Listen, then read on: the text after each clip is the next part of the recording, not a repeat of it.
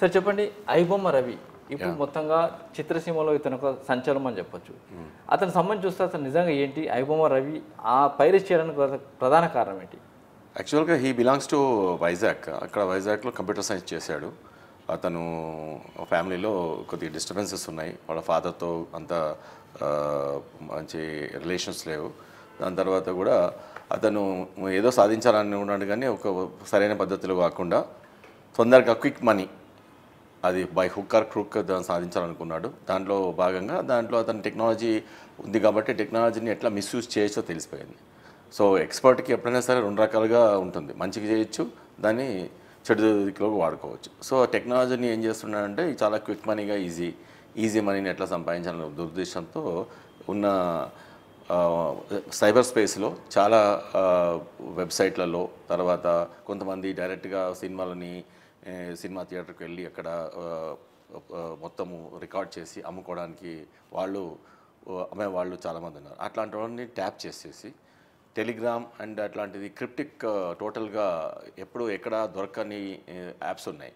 అంటే దాంట్లో ఒకసారి అప్లోడ్ చేసిన తర్వాత ఎవరికి మళ్ళీ దొరకదు, అంత మొత్తం ఎరేజ్ అయిపోతుంది.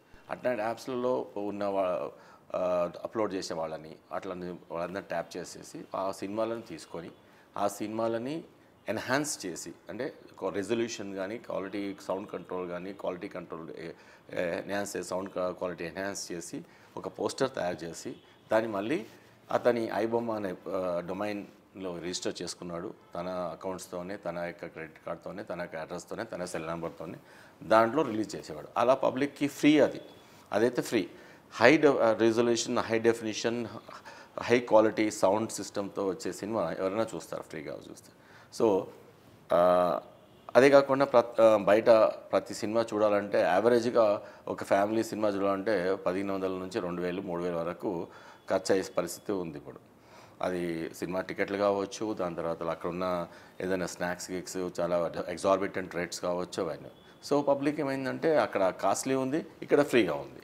ఈ రెండు దాంట్లో జనరల్గా పబ్లిక్ ఇంట్లో కూర్చొని చూసుకోవచ్చు, తన ల్యాప్టాప్లో చూసుకోవచ్చు, హోమ్ థియేటర్లో చూసుకోవచ్చు, మొబైల్లో చూసుకోవచ్చు. సో ఇంత ఫెసిలిటీ ఉన్నప్పుడు ఎవరైనా దానికి మొగ్గుతారు. అదిగాక చూసే వాళ్ళ మీద తప్పు అని చెప్పేసి ఇప్పుడు అతని కేసులు పెట్టడం అట్లాంటిది ఏమి జరగలేదు. సో అతను రిలీజ్ చేస్తున్నాడు, పబ్లిక్ చూస్తున్నారు, పబ్లిక్ క్రేజ్ పెరిగిపోయింది. సో అలా అతను తన డొమైన్లో ఇవన్నీ ఇలా ప్రాసెస్ చేస్తూ దానికి రిలీజ్ చేయడం మొదలు చేశాడు. అదే చూసా అతను అటువైపు పోవడానికి ప్రధాన కారణం ఏముంటుంది? అదే ఫైనాన్షియల్ రిలేషన్షిప్స్ బాగాలేకపోవడము, తర్వాత క్విక్ మనీకి అలవాటు పడడము, తర్వాత అతని టెక్నాలజీ బాగా హోల్ అండ్ సెల్ టెక్నాలజీ తెలిసినప్పుడు అది మిస్యూజ్ చేయడానికి ఆస్కారం ఉంటుంది. ఫర్ ఎగ్జాంపుల్ శివుడు ఒక రాక్షసుడికి ఒక వరం ఇచ్చాడు, అది ఎక్కడ చేయబెడితే అక్కడ భస్మం అయిపోతుంది. లాస్ట్కు ఆ భస్మాసురుడు ఏం చేశాడు, శివునికే చేయబెట్టడానికి వచ్చాడు.